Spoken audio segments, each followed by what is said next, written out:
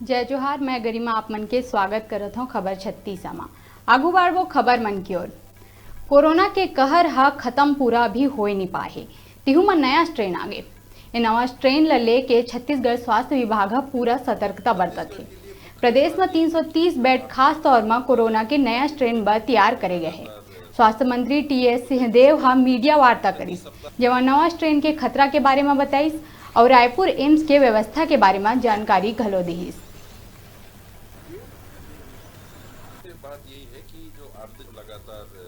चिन्हांकित करने की ही सबसे पहले जवाबदारी है कि नए केस हैं, ये ज्यादा फैलने की इसकी क्षमता है इस वायरस की।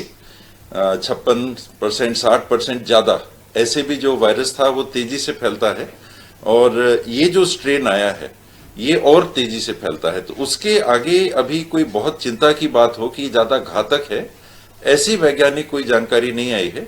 ये जरूर है जानकारी कि इसका फैलने का जो प्रवृत्ति इसकी है ये पुराने वायरस से भी तेज है।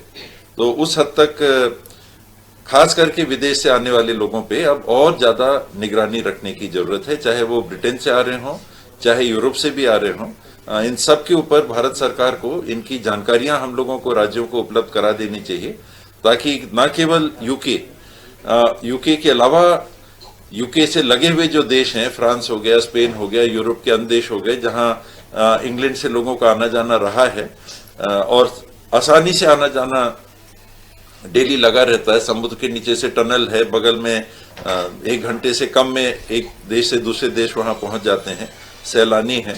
तो भारत सरकार को चाहिए कि यूके के साथ अन्य देशों से भी जो लोग आ रहे हैं इनकी स्क्रीनिंग चालू कर देनी चाहिए।